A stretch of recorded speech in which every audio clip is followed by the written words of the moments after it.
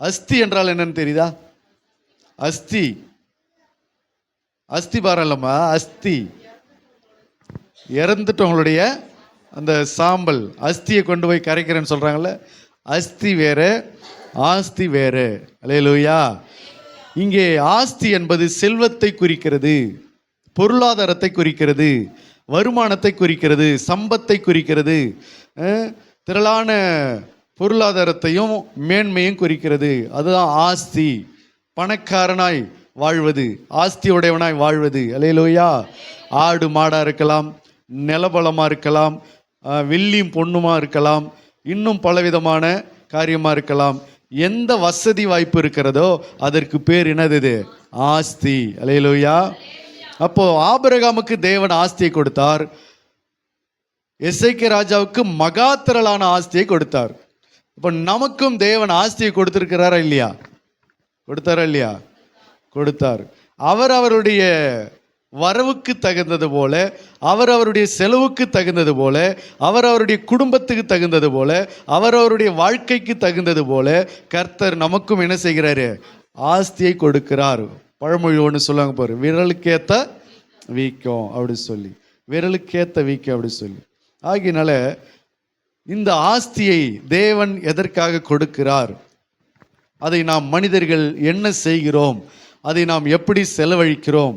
இந்த ஆஸ்தியை தேவன் சில நேரங்களில் மனிதர்களுக்கு கொடுக்கிறார். சில நேரங்களில் இந்த ஆஸ்தியை பிசாசானவனும் என்ன செய்கிறான்? ஜனங்களுக்கு கொடுக்கிறான். என்னுடையதை என் இஷ்டப்படி எனக்கு இஷ்டப்பட்டவனுக்கு நான் என்ன பண்றேன்? கொடுக்கிறேன் என்று ஆண்டவரை பார்த்து என்ன பண்ணான்? சொல்லுகிறான். சாத்தான் வந்து ஆண்டவரை சோதிக்கும் போது அவன் இப்படி சொன்னான் இல்லையா? என்னுடையதை எடுத்து என்னுடைய இஷ்டப்படி எனக்கு இஷ்டப்பட்டவனுக்கு என்ன செய்கிறேன்? கொடுக்கிறேன். நீர் என்னை பணிந்து கொண்டால் இதை நான் உமக்கும் தருவேன் அப்படின்னு சொன்னான். அல்லேலூயா. அப்போ சில நேரங்களில் மனிதர்களுக்கு ஆஸ்தியை யாரும் கொடுக்கறது? சாத்தானும் கொடுக்கிறான். இப்போ எல்லாருமே ஜெபம் பண்ணி ஆஸ்தியை வாங்குறாங்க, எல்லாருமே சபைக்கு போய் ஆஸ்தியை வாங்குறாங்க, எல்லாரும் பரிசுத்தமாக வாழ்ந்த ஆஸ்தியை வாங்குறாங்க இல்லை, ஆஸ்தியை சம்பாதிக்கிறாங்க இல்லை. நிறைய பேர் என்ன செய்கிறாங்க? தவறான வழியில் ஆஸ்தியை சம்பாதிக்கிறவங்களும் உண்டு. ஒரு வசனத்தை வாசிங்க. நீதிமொழிகளின் புஸ்தகம் 28:8 வசனம். நீதிமொழிகள் 28:8. அநியாய வட்டியினாலும் ஆதாயத்தினாலும் ஆஸ்தியை பெருக பண்ணுகிறவர் தங்கள் ஆஸ்தியை பெருக பண்ணுகிறவர்கள் தரித்திரர் பேரில். நல்ல கவனிங்க.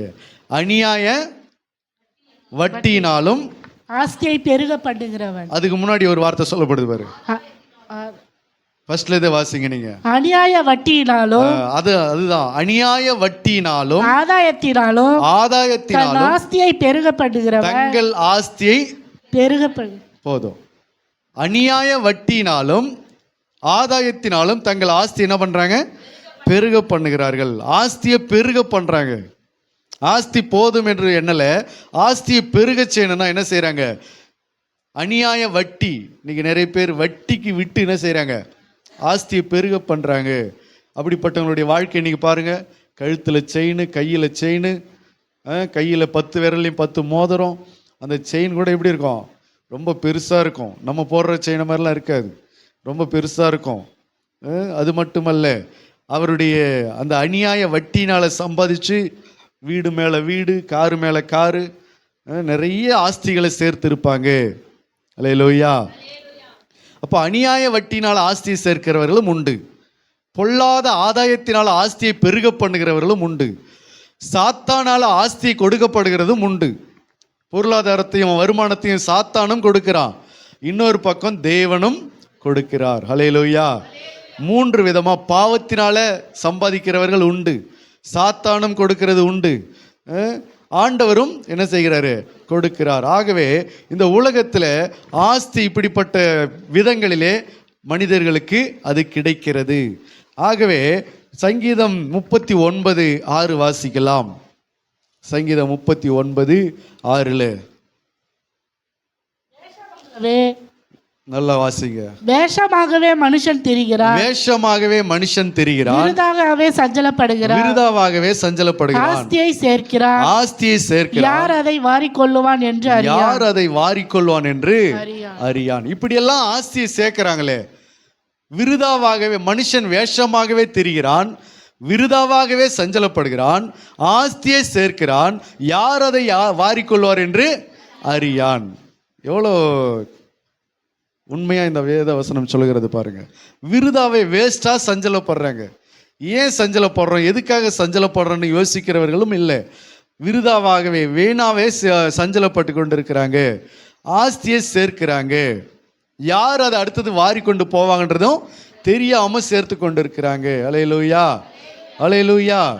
ஆகவே ஆஸ்தி சேர்ப்பது இன்னைக்கு மனிதர்களுக்கு, பெரும்பாலான மனிதர்களுக்கு அது பெரிய ஒரு நோக்கமாக இருக்கிறது. எப்படியாவது ஆஸ்தி சேர்த்துடணும், போதும் என்கிற மனது இன்னைக்கு இல்லை. எப்படியாவது ஆஸ்தி சேர்க்கணும். ஒரு வீடு வச்சுருந்தா இன்னும் 2 வீடு வாங்கணும், ஒரு கார் வச்சுருந்தா இன்னும் 2 கார் வாங்கணும், ஒரு பைக் வச்சுருந்தா இன்னும் 2 வாங்கணும், இன்னும் கொஞ்சம் நகை வாங்கணும், இன்னும் கொஞ்சம் ஆடு மாடுகளை சேர்க்கணும், இன்னும் கொஞ்சம் நிலம் வாங்கணும், இன்னும் கொஞ்சம் அப்படி என்று சொல்லி மனிதர்கள் அது அளவுக்கு அதிகமாக ஆசைப்பட்டு கொண்டு தான் இருக்கிறார்கள். எப்படியாவது ஆஸ்தியை சேர்க்கணும் அப்படின்னு சொல்லி பதவிக்கு போய் ஆஸ்தியை சேர்க்கணும், லஞ்சம் வாங்கி ஆஸ்தியை சேர்க்கணும், கொலை பண்ணி கொள்ளடிச்சு ஆஸ்தியை சேர்க்கணும், வட்டிக்கு விட்டு ஆஸ்தியை சேர்க்கணும், எப்படியாவது நூதனமான சில முறைகளில் நம்ம தெரிந்து கொண்டு ஆஸ்தியை சேர்க்கணும்னு நினைக்கிற மனிதர்கள் ஏராளம் ஏராளம் ஏராளம். அல்லேலூயா. ஆனாலும் நாம் வேதத்தில் நாம் பார்க்கிற மனிதர்களை சில பேரை பார்க்கலாம். இந்த ஆஸ்திகளை எதற்கெல்லாம் செலவழித்தார்கள், எப்படியெல்லாம் செலவழித்தார்கள், எங்கே செலவழித்தார்கள் என்பதை சில மனிதர்களை குறித்து வேதம் சொல்லுகிறது. அவர்களை குறித்து நம்ம பார்க்கிறோம்.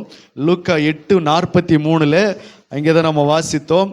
பெரும்பாடுள்ள ஒரு ஸ்திரியானவள், அவள் ஆஸ்தி எங்கே செலவழித்தாலாம்? வாசிங்க மறுபடியும். அப்பொழுது 12 வருஷமாய் பெரும்பாடு உள்ளவளாய் இருந்து தன் ஆஸ்திகளை எல்லாம் வைத்தியர்களுக்கு செலவழித்தும் ஒருவனாலும் சொஸ்தமாக்க முடியவில்லை. அல்லேலூயா. இங்கே ஒரு ஸ்திரியை குறித்து பார்க்கிறோம். தன் ஆஸ்தி எல்லாம் யாருக்கு செலவழிச்சாங்க? வைத்தியர்களுக்கு. அப்படின்னா என்ன அர்த்தம்? டாக்டர்களுக்கு, ஹாஸ்பிட்டலுக்கு, மருந்து மாத்திரைக்கு, ஸ்கேனுக்கு, செக்கப்புக்கு, டெஸ்ட்டுக்கு, அதுக்கு இதுக்கு என்று சொல்லி வைத்தியர்களுக்கே செலவழிக்கிறது. சில குடும்பங்களை நீங்கள் பாருங்கள், அவங்க சம்பாதிக்கிற அந்த வருமானம் எல்லாம் எங்கே தான் போகுது? ஹாஸ்பிட்டலுக்கே போகுது. சில குடும்பத்தில் இது நடந்து கொண்டு இருக்கிறது, ரெகுலராக நடந்து கொண்டு இருக்கிறது, வருஷ கணக்கில் நடக்கிறது. அவங்க வருமானம் சம்பாதிக்க நிலத்திலேருந்து சம்பாதிக்கிறாங்க, மற்ற வேலைகளை செய்து சம்பாதிக்கிறாங்க. இப்படி சம்பாதிச்சு அந்த ஆஸ்தி, அந்த பணத்தை, அதை எல்லாம் கொண்டு போய் எங்கே செலவழிக்கிறாங்கன்னா ஹாஸ்பிட்டலில் கொண்டு போய் செலவழிக்கிறாங்க. அவங்க குடும்பத்துக்கு வரக்கூடிய வருமானம் ரொம்ப குறைவு, ஆனால் ஹாஸ்பிட்டலுக்கு போகிற வருமானம் ரொம்ப அதிகம். அல்லேலூயா. நிறைய குடும்பங்களில் பிள்ளைகளை வாரம் பிள்ளைகளை கூட்டிகிட்டு ஹாஸ்பிட்டலுக்கு போயிட்டு தங்கள் ஆஸ்தியும் வருமானத்தையும் ஹாஸ்பிட்டலில் செலவழிக்கிறவங்க உண்டு. அல்லேலூயா. சில பேர் தங்கள் புருஷனை ஹாஸ்பிட்டல்லே வச்சுக்கிட்டு அங்கேயே செலவு பண்ணிக்கிட்டு இருக்கிறவங்களும் உண்டு. சில பேர் ஹாஸ்பிட்டலில் கொண்டு போய் அட்மிட் பண்ணிடுவாங்க, அங்கேயே வெயிட் பண்ணுவாங்க, நாள் கணக்கில் வாரம் கணக்கில் அங்கேயே வெயிட் பண்ணுவாங்க, அங்கே ட்ரீட்மெண்ட் எடுத்துக்கொண்டு இருப்பாங்க. வீட்டில் யாராவது அவங்களுக்கு என்ன செய்வாங்க? பணத்தை ரொட்டேஷன் பண்ணி கொடுத்து கொண்டே இருப்பாங்க. பணத்தை கொண்டு போய் கொடுக்க அவங்க ஸ்கேன் எடுக்க, அதை எடுக்க, இது எடுக்குன்னு சொல்லி செலவழித்து கொண்டே இருப்பாங்க. அல்லேலூயா.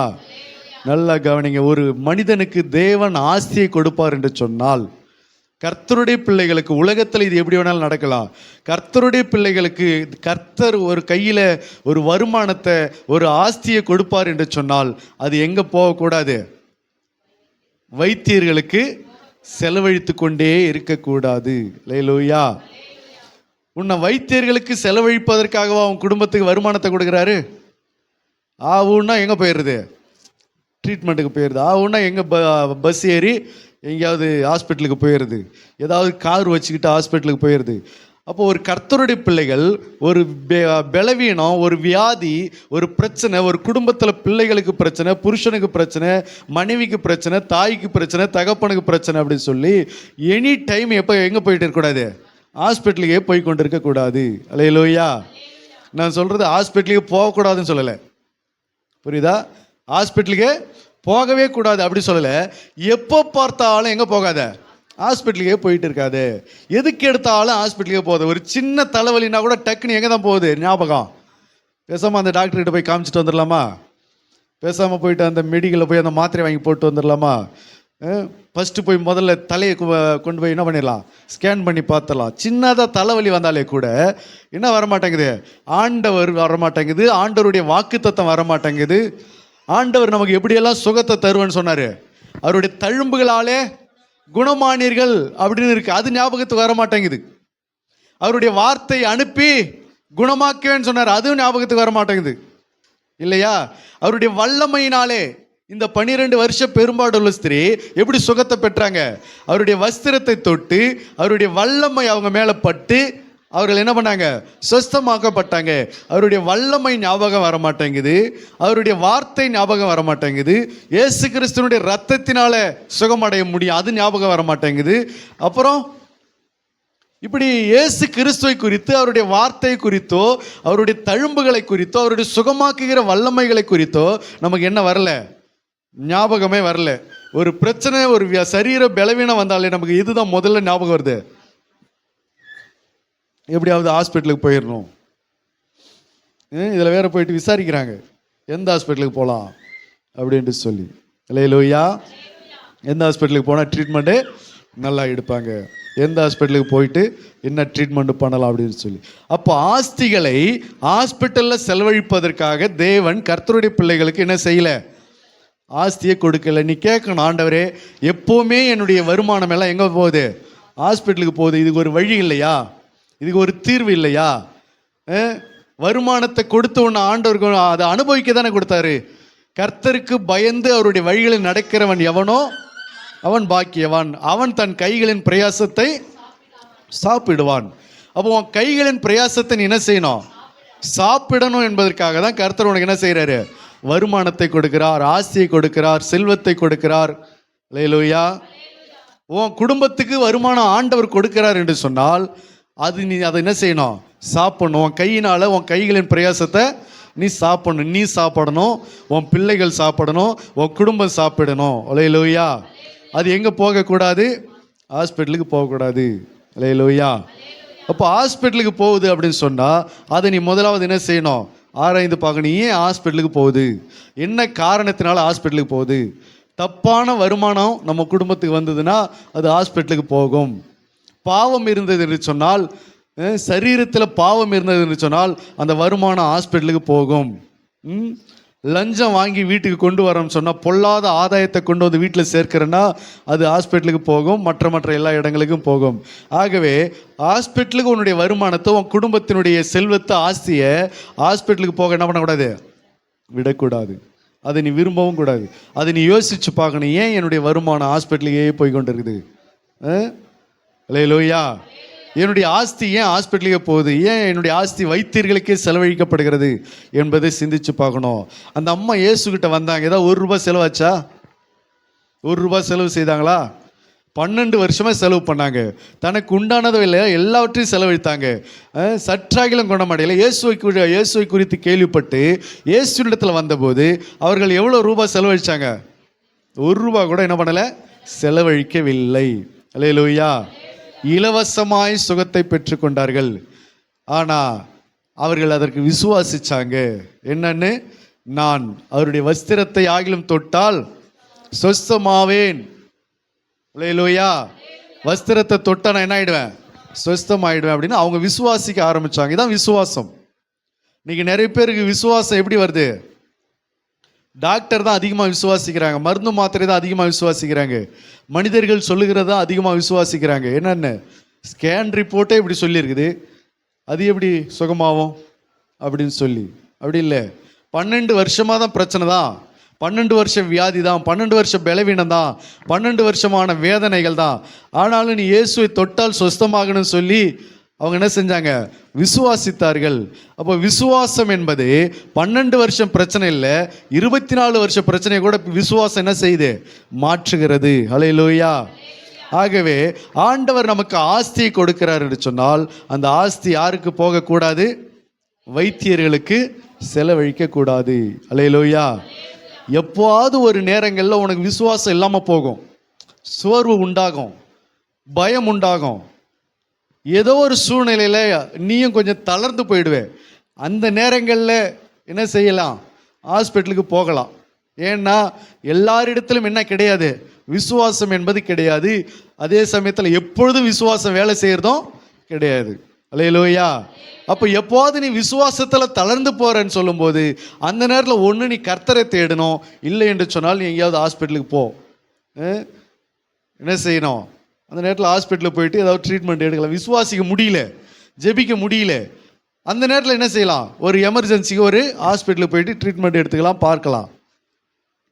ஆனால் சில பேருடைய வாழ்க்கையில் பார்த்தீங்கன்னா எப்போவுமே இதை வாடிக்கையாக தன் குடும்பத்தில் என்ன பண்ணிகிட்டு இருப்பாங்க? வச்சுக்கிட்டு இருப்பாங்க. அவங்க வீட்டில் எல்லாமே இருக்கும். மெடிக்கலில் இருக்க வேண்டிய எல்லா டப்பாவும் அவங்க வீட்டில் இருக்கும். பார்த்துக்கிறீங்களா? மெடிக்கலில் என்னென்ன மெடிசன் வச்சுருக்காங்களோ அது எல்லாம் அவங்க வீட்டில் இருக்கும். தலைவலி மாத்திரை, ஜுரம் மாத்திரை, அப்புறம் என்னது தைலம், அப்புறம் என்னது பேண்டேஜி, ஆயின்மெண்ட்டு, கண்ணுக்கு விடுற லிக்விடு, காதுக்கு போடுற லிக்விடு எல்லாமே வச்சுருப்பாங்க. பர்ஃபெக்டாக வச்சுருப்பாங்க. உடனே அவங்க யாராவது பக்கத்து வீட்டில் ஏதாவது ஒரு பிரச்சனை கூட அவங்களே ட்ரீட்மெண்ட் சொல்லிவிடுவாங்க. இது இந்த மருந்தை ஊற்றுவை, இந்த மாத்திரை ஒரு வேளை போடு, சரியாயிடுன்னு சொல்லிவிடுவாங்க. அல்லேலூயா. ஜெபிக்க விட மாட்டாங்க, ஆண்டவரை தேட விட மாட்டாங்க. ஆகையினால் அந்த மாதிரி எப்போவுமே வாடிக்கையாக என்ன பண்ணிகிட்டு இருக்கக்கூடாது? ஹாஸ்பிட்டலில் நம்பிக்கொண்டு வைத்தியர்கள் செலவழித்து கொண்டு இருக்கக்கூடாது. உன்னுடைய ஆஸ்தி வைத்தியர்கள் சாப்பிடக்கூடாது, நீயும் உன் குடும்பமும் என்ன செய்யணும்? சாப்பிட வேண்டும். அல்லேலூயா. சரி, இன்னொரு மனிதனை குறித்து பார்க்கலாம். ஒரு மனிதனுக்கு ஆஸ்தி கிடைத்த போது அந்த மனிதன் என்ன செய்கிறான் என்பதை வாசிக்கலாம். லூக்காவின் புஸ்தகம் 15ஆம் அதிகாரம் 12-13. அவர்களில் இளையவன் தகப்பனை நோக்கி தகப்பனே, ஆஸ்தியில் எனக்கு வரும் பங்கை எனக்கு தர வேண்டும் என்றான். அந்தபடி அவன் அவர்களுக்கு தன் ஆஸ்தியை பங்கிட்டு கொடுத்தான். அந்தபடியே அவனுக்குரிய ஆஸ்தியை அவன் தகப்பன் பங்கிட்டு கொடுத்தான். சில நாளைக்கு பின்பு இளைய மகன் எல்லாவற்றையும் சேர்த்து கொண்டு தூர தேசத்திற்கு புறப்பட்டு போய் அங்கே துன்மார்க்கமாய் ஜீவனம் பண்ணி தன் ஆஸ்தியை அழித்து போட்டான். தன் ஆஸ்தி என்ன பண்ணானா? அழித்து போட்டான். அல்லேலூயா. இங்கே ஒரு மகனை குறித்து பார்க்கிறோம். இளைய குமாரன் தன் தகப்பனிடத்தில் அவன் போய் கேட்கிறா, தகப்பனே, எனக்குரிய பங்கு என்ன பண்ணிடுங்க, எனக்கு பிரித்து கொடுத்துருங்க. இனிமேலாம் என்னால் பொறுமையாக எல்லா செலவுக்கும் உங்ககிட்ட என்ன பண்ண முடியாது, என்னால் கேட்டுக்கிட்டு இருக்க முடியாது. எப்போ பார்த்தாலும் உங்ககிட்டே செலவுக்கு கேட்டு வாங்கி செலவழிக்க எனக்கு அது கௌரவ குறைச்சலாக இருக்குது. ஒரு 100 ரூபா கொடுன்னு கேட்டால் என்ன கேட்குறீங்க? எதுக்கு 100 ரூபான்னு கேட்குறீங்க? ஏன் 100 ரூபான்னு கேட்குறீங்க? நேற்று தானே 100 ரூபா வாங்கினேன்னு சொல்கிறீங்க. ஒரு 500 ரூபாய் ட்ரெஸ் எடுக்க கேட்டால் அதுக்கும் உங்ககிட்ட விளக்கம் சொல்ல வேண்டியதாக இருக்குது. ஒரு 1000 ரூபாய் கேட்டால் அதுக்கும் உங்ககிட்ட விளக்கம் சொல்ல வேண்டியதாக இருக்குது. அதனால் அடிக்கடிலாம் உங்ககிட்ட விளக்கம் சொல்லி உங்ககிட்ட மன்றாடி காசு வாங்குறதுக்கு அது இனிமேல் எனக்கு நடக்காத காரியம். அதனால் என்னுடைய ஆஸ்தி என்ன பண்ணிவிடுங்க, எனக்கு பங்கு பிரித்து கொடுத்துட்டு நான் என் வேலையை பார்த்துன்னு போயிடுறேன். இனிமேலாம் உங்ககிட்ட வந்து நிற்கணும்னு அவசியம் எனக்கு இல்லை என்று சொல்லி தன் ஆஸ்தியை அவன் பங்கிட்டு கேட்டான். தகப்பனும் என்ன செய்யலை, நீ அதெல்லாம் வாங்கக்கூடாது, போகக்கூடாது அப்படிலாம் சொல்லலை. அவனுக்கு அவர் விருப்பப்படி என்ன செஞ்சிட்டாரு? பங்கிட்டு கொடுத்தார். பங்கிட்டு கொடுத்த உடனே அவன் எல்லாவற்றையும் சேர்த்து கொண்டு எங்கெங்கெல்லாம் வர வேண்டியது இருக்குதோ, எதெல்லாம் விற்க வேண்டியது இருக்குதோ எல்லாத்தையும் விற்று எல்லாத்தையும் சேர்த்து கொண்டு தூர தேசத்துக்கு புறப்பட்டான். எங்கே போனா?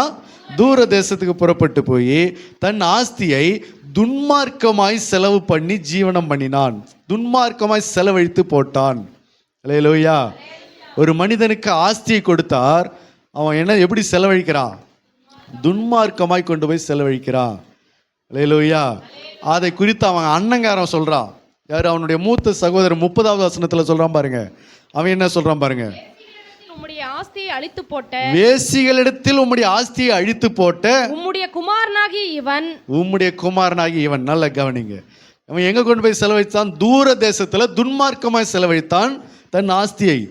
மூத்த சகோதரன் சொல்லுகிறார், வேசிகளிடத்துல கொண்டு போய் என்ன செஞ்சான்? இவன் அழித்து போட்டான். அல்லேலூயா. சில பேருக்கு கர்த்தர் குடும்பத்தில் ஆஸ்தியை கொடுத்தால், வருமானத்தை கொடுத்தால், அதை அவங்க எப்படி செலவழிக்கிறாங்க? பாவத்துக்கு செலவழிக்கிறார்கள். உன் குடும்பத்துக்கு ஒரு வருமானம் வருது என்று சொன்னால் அந்த வருமானம் எங்கே போய் செலவழிக்க கூடாது? பாவத்துக்காக செலவழிக்க கூடாது. நீ அதை ஆராய்ந்து பார்க்கணும். உன் குடும்பத்தில் இருக்கிற வருமானம் ஏதாவது ஒரு பாவத்துக்கு செலவாகுதா? யோசிச்சு பார்க்கணும். அல்லேலூயா. பாவத்துக்கு செலவழிக்கிற வருமானம், கர்த்தர் உன் குடும்பத்தில் உன் கையில் ஒரு வருமானத்தை கொடுக்கிறார் என்று சொன்னால் அது பாவத்துக்கு என்ன செய்யக்கூடாது? செலவழிக்க கூடாது. அதில் நீ கவனமாக இருக்கணும். இந்த இளையகுமாரன் என்ன செஞ்சான்? தகப்பன் கிட்ட இருந்து வாங்கினா. யார்கிட்ட இருந்து ஆஸ்தியை வாங்கினா? ரெண்டாவது, அது அவன் சம்பாரிச்ச சொத்தா? அது அவன் சம்பாரிச்ச ஆஸ்தியா? இல்லை. யார் சம்பாரிச்சது? வேதம் சொல்லுகிறது, வாசிக்கலாம். நீதிமொழிகள் 19:14.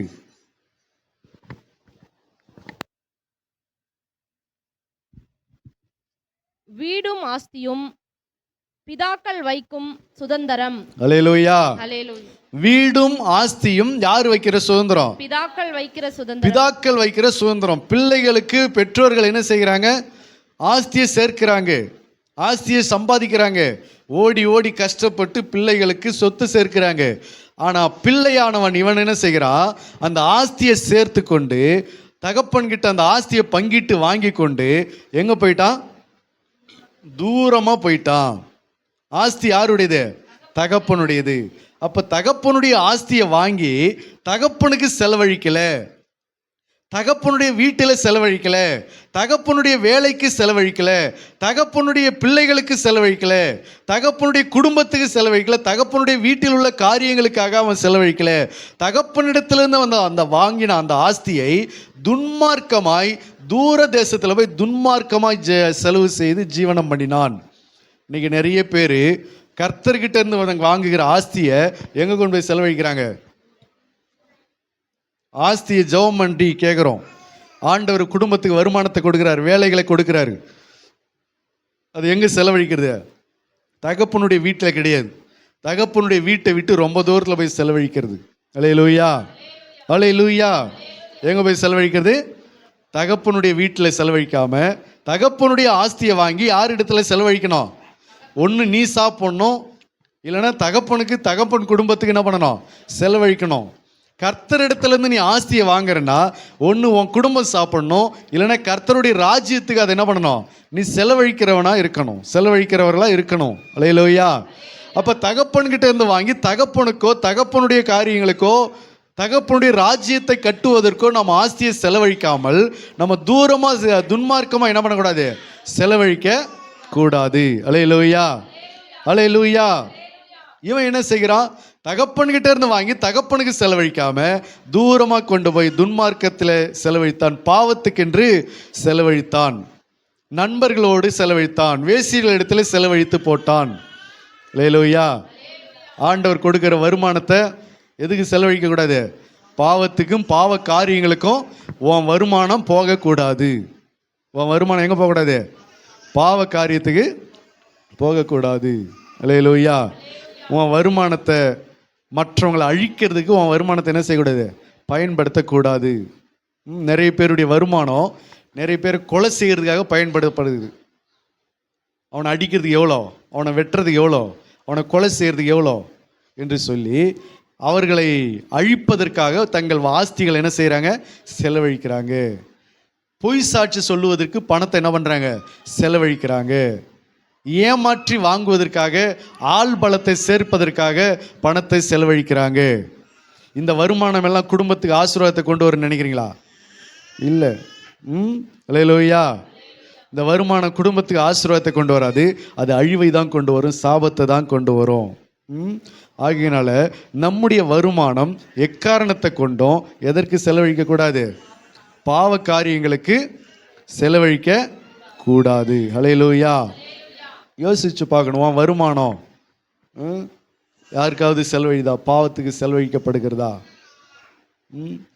வருமானத்தை வச்சு பார்ட்டி வைக்கிறது. வருமானத்தை கொடுத்தா என்ன வைக்கிறது? பார்ட்டி வைக்கிறது. என்ன பார்ட்டி?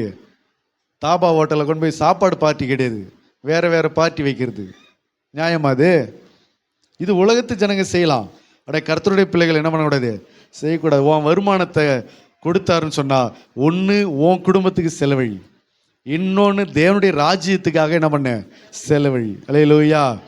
அதை விட்டுட்டு பாவ காரியங்களுக்கு தகப்பனுடைய ஆஸ்தியை கொண்டு போய் சேர்க்க கூடாது. அல்லேலூயா. முதலாவது ஒரு அம்மாவை பார்த்தோம், தன்னுடைய ஆஸ்தியை யாருக்கு செலவழிச்சாங்க? வைத்தியர்களுக்கு செலவழிக்கிற ஒரு கூட்டம் உண்டு. ரெண்டாவது ஒரு மனிதனை பார்த்தோம், தங்களுடைய ஆஸ்தியை இவன் கொண்டு போய் யாருக்கு செலவழிச்சான்? வேசிகளிடத்தில் செலவழித்தான், துன்மார்க்கமாய் செலவழித்தான், பாவத்துக்கென்று செலவழித்து போட்டான், சுகபோகமாய் வாழ்வதற்காக செலவழித்தான். சில பேருடைய பணம் பார்த்தீங்கன்னு சொன்னால், வருமானத்தை பார்த்தீங்கன்னு சொன்னால், வருமானம் மிகுதியாக இருக்கிறது என்பதற்காக தன் இஷ்டப்படி என்ன செய்யக்கூடாது? செலவழிக்கக்கூடாது. வருமானம் மிகுதியாகவே உனக்கு இருந்தாலும் கூட உன் இஷ்டப்படி கொண்டு போய் அதை வீணாய் அழிக்கக்கூடாது. அப்படியே போகிறது, லாட்ஜில் ரூம் போடுறது, அப்படியே அங்கே சரக்கு அடிக்கிறது, அப்படியே அங்கே தூங்கிறது, அப்படியே அங்கே ஸ்டார் ஹோட்டலில் போயிட்டு சாப்பிட்றது, அப்படியே விதவிதமாக பயங்கரமாக அப்படியெல்லாம் செய்யக்கூடாது. உனக்கு ஒரு வருமானம் இருந்தது என்று சொன்னால் உன்னுடைய வருமானத்துக்கு நீ என்ன செய்யணும்? கணக்கு கொடுக்கணும். கர்த்தருடைய சமூகத்தில் பரலோகத்தில் போய் நீ கணக்கு கொடுக்கணும். ஏன் தெரியுமா? நீங்கள் அநேக இடங்களில் வெறும் 5000 வாங்கிட்டு ஒரு மாதத்துக்கு ஊழியக்காரங்க என்ன செய்கிறாங்க? ஊழியம் செய்கிறாங்க. வேறு எந்த வருமானமும் இல்லாமல் சில ஸ்தாபனத்தினால, சில உதவி செய்கிற ஊழியக்காரர்களால், சில வசதி படைத்த சில தேவ பிள்ளைகளால் இன்றைக்கி மிஷினரிமார்கள் வடநாட்டில் போயிட்டு ஊழியம் செய்கிறாங்க தெரியுமா? அவங்களுக்குலாம் இங்கேருந்து எவ்வளோ அனுப்பப்படுது தெரியுமா? காணிக்க 2000, 3000, 5000, 10000. இதுதான் அவங்களுக்கு மாத காணிக்க, மாத வருமானமே இப்படி தான் அனுப்பப்படுகிறது. அல்லேலூயா. அங்கே போயிட்டு அவங்களால என்ன பண்ண முடியாது? சுகபோகமாலாம் வாழ முடியாது, சுகபோகமாலாம் சாப்பிட முடியாது, சுகபோகமாலாம் உடுத்த முடியாது. அப்போது இப்படி கர்த்தருடைய ராஜ்யத்தை கட்டுவதற்காக ஒரு பக்கம் 2000 காணிக்க வாங்கிட்டு, 3000 காணிக்க வாங்கிட்டு, ஒரு மாதம் முழுக்க பிள்ளைகளுக்கு பால் வாங்க கூட இல்லாமல், ட்ரெஸ் எடுத்து கொடுக்க முடியாமல் இன்றைக்கி நிறைய கஷ்டப்பட்டு நிறைய ஊழியத்தை செய்கிறவங்க, நிறைய ஊழியக்காரங்க, தேவனுடைய பிள்ளைகள் இருக்கிறாங்க. யாருக்காக?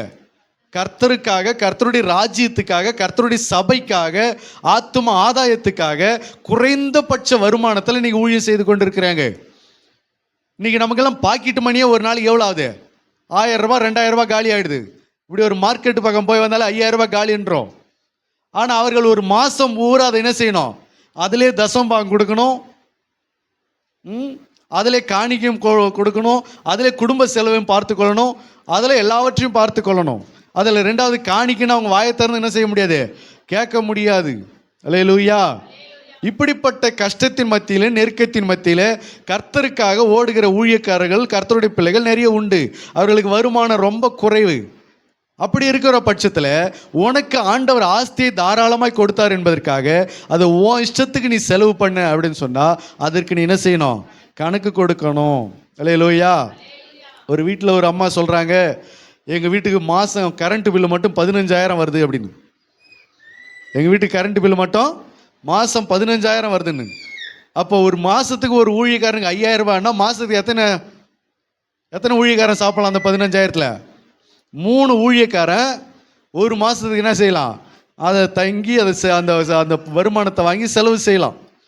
3 ஊழியக்காரன் ஒரு மாதத்துக்கு சாப்பிட வேண்டிய உணவுப் பொருட்களை, போஜனத்தை, குடும்ப தேவைகளை நீ ஒரே ஒரு மாதத்தில் 2 மாதத்தில் சாதாரண காரியத்துக்கு என்ன பண்ணிடுற? செலவு செய்துட்டு போயிடுற. அல்லேலூயா. அல்லேலூயா. ஆகியனால உன்னுடைய ஆண்டவர் உனக்கு ஒரு ஆஸ்தியை கொடுத்தார் என்று சொல்லுதல்ல, அந்த ஆஸ்திக்கு, அந்த ஐஸ்வர்யத்துக்கு நீ என்ன செய்யணும்? கணக்கு கொடுக்கணும்.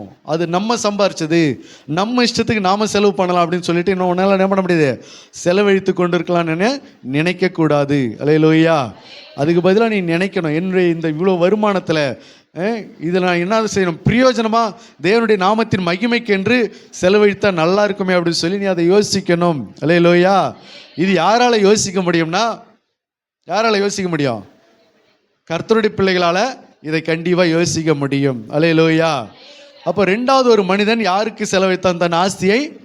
வேசிகள் இடத்துல பாவ காரியத்துக்காக, பாவத்துக்காக செலவழித்து ஆடம்பரமாக வாழ்ந்து, சுகபோகமாக வாழ்ந்து, சிற்றின்பத்தில் வாழ்ந்து, நினச்சதெல்லாம் சாப்பிட்டு, நினச்சதெல்லாம் குடித்து, நினச்சதெல்லாம் உடுத்தி, நினச்சதெல்லாம் அனுபவித்து கடைசியில் வீணாக போய் நடுத்தருவில் வந்து நின்னான். அல்லேலூயா. அப்போ நல்லா தெரிஞ்சுக்கணும், உங்களுடைய ஆஸ்தி, உங்கள் பிள்ளைகளுக்கு, உங்கள் குடும்பத்தாருக்கு ஆண்டவர் ஆஸ்தியை கொடுத்தால் அதை பிரயோஜனமான விதத்தில் என்ன செய்யணும்? செலவழிக்க கற்றுக்கொள்ள வேண்டும். அல்லேலூயா, அல்லேலூயா.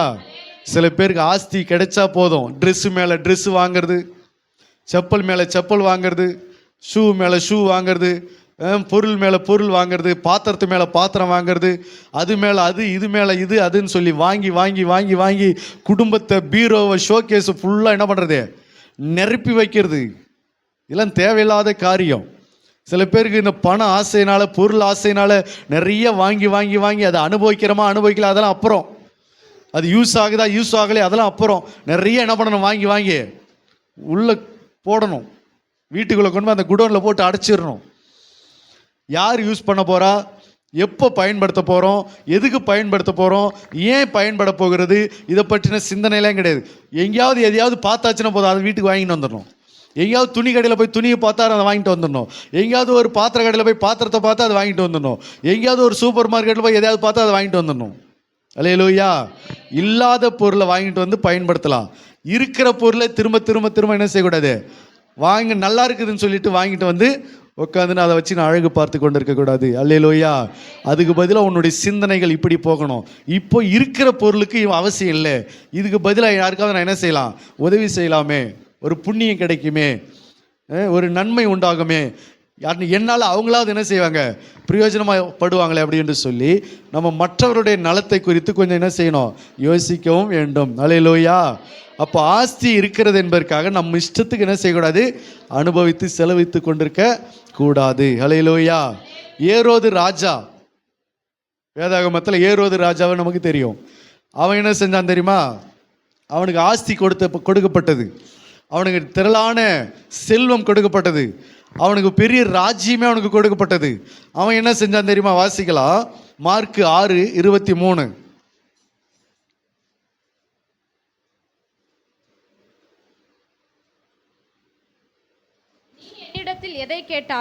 நீ என்னிடத்தில் எதை கேட்டாலும் அது என் ராஜ்யத்தில் பாதியானாலும்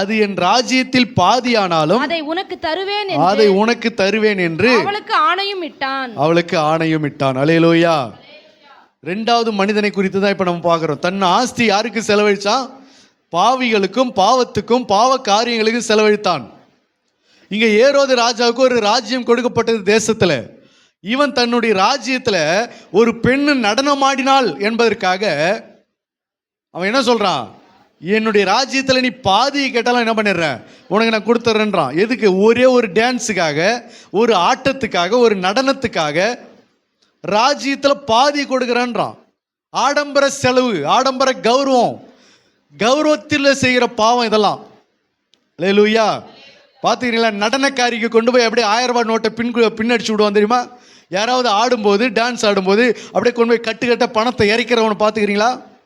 அரசியல்வாதிகள்லேருந்து மற்ற பிஸ்னஸ் மேன்லேருந்து அந்த நடனத்தை ரசிப்பதற்காக, அந்த நடனக்காரிக்காக அவளை சந்தோஷப்படுத்தணும் என்பதற்காக அந்த கட்டுக்கட்ட பணத்தை கொண்டு போய் அவன் மேலே அப்படி தூவி விடுறது, அந்த பணத்தை கொண்டு போய் அவள் ட்ரெஸ்ஸில் பின் பண்ணி விடுறது, இப்படியெல்லாம் தன்னுடைய பணத்தையும் தன்னுடைய ஆஸ்தியும் வீணாய் பாவ காரியத்துக்கு செலவழிக்கிறது. அல்லேலூயா. அது மட்டுமல்ல, இன்னைக்கு நிறைய சினிமாவில் நீங்கள் பார்த்தீங்கன்னு சொன்னால் நிறைய ப்ரொடியூசர் இருக்காங்கல்ல, சினிமா தயாரிப்பாளர்கள், அதில் அநேகம் பேர் இன்னைக்கு நடுத்தெருவில் சாப்பாட்டு வழியில் பிச்சைக்காரனாக இருக்கிறாங்க. அவங்கள வச்சு சம்பாரிச்ச டைரக்டரு, நடிகைகள் ஒரு பக்கம் முன்னேறிட்டாங்க. ஆனால் அந்த ப்ரொடியூசர் அதுக்கு மூல காரணமாக இருந்து அதுக்கு மூலதானம் போட்டான் பாருங்க, அதுக்கு பணத்தை முதல் வச்சான் பாருங்க, அவன் இன்னைக்கு பெரிய இழப்பில், பெரிய லாஸில், பெரிய நஷ்டத்தில் இன்னைக்கு உட்கார்ந்து வாழ்க்கையில் இன்னைக்கு பிச்சை எடுக்காத குறையா இன்னைக்கு தற்கொலைக்கு நேராக இன்னைக்கு நிறைய ப்ரொடியூசர், நிறைய தயாரிப்பாளர்கள் வாழ்ந்து கொண்டு இருக்கிறாங்க. காரணம், தன்னுடைய ஆஸ்தியை பாவத்துக்கென்று செலவழித்து போட்டது. அல்லேலூயா. தன்னுடைய ஆஸ்தியை துன்மார்க்கமாய் ஜீவனம் பண்ணுவதற்காக செலவழித்து போட்டது. பிதாக்கள் வைத்து போன ஆசீர்வாதம், பெற்றோர்கள் சம்பாரிச்சு வச்ச அந்த ஆசீர்வாதத்தை, அந்த ஐஸ்வர்யத்தை, அந்த ஆஸ்திகளை கொண்டு போயிட்டு சினிமாவுக்கு செலவழிக்கிறது, சினிமா பார்க்கறதுக்கு செலவழிக்கிறது, அப்படியே 10 பேரை கூட்டு போய் சரக்கு வாங்கி பார்ட்டி வைக்கிறது, 10 பேரை சினிமாவுக்கு கூட்டிக்கிட்டு போகிறது, பலவிதமான பாவ காரியங்களுக்கு செலவழிக்கிற மனிதர்கள் இன்னைக்கு நிறைய பேர் உண்டு. அது உலகத்தில் இருக்கலாம், ஆனால் கர்த்தருடைய பிள்ளைகளுக்குள்ளே, கர்த்தரை விசுவாசிக்கிற பிள்ளைகள், கர்த்தருடைய இரத்தத்தினால கழுவப்பட்ட பிள்ளைகள் என்ன செய்யக்கூடாது? அப்படி இருக்கக்கூடாது. அல்லேலூயா. 2வது மனிதன் தன்னுடைய ஆஸ்தி யாருக்கு செலவழிச்சான்? வேசிகள் இடத்துல செலவழித்து போட்டான். அல்லேலூயா. 3வது ஒரு நபரை குறித்து பார்க்கலாம். மார்க்கு புஸ்தகம், லூக்காவின் புஸ்தகம் 19ஆம் அதிகாரம் 8வது வசனத்தை வாசிக்கலாம். லூக்கா 19:8. இந்த மனிதன் தன் ஆஸ்தியை யாருக்கு செலவழிக்கிறான் பாருங்க. சகேயு நின்று கர்த்தரை நோக்கி ஆண்டவரே, என் ஆஸ்திகளில் பாதியை நான் என்ன செய்கிறேன்? ஏழைகளுக்கு கொடுக்கிறேன். அல்லேலூயா.